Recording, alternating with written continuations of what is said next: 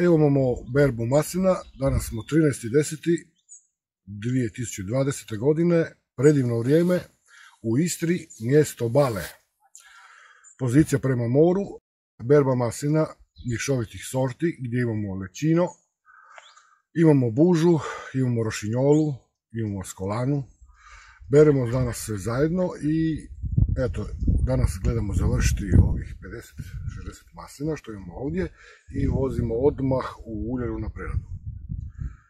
Vidimo se kasnije u uljari, u tokom prerade i na prodajnom mjestu u Balama gdje tokom godine prodajemo naša vrhunska maslinova ulja koja su kontrolirana od strane kuće iz Zagreba, povezane s Europskom unijom preko certifikata izvornosti maslinovog ulja samo proizvedeno u Istri, koje je poznato u svijetu po najvećim kvalitetama, vrijednostima i svemu ostalome.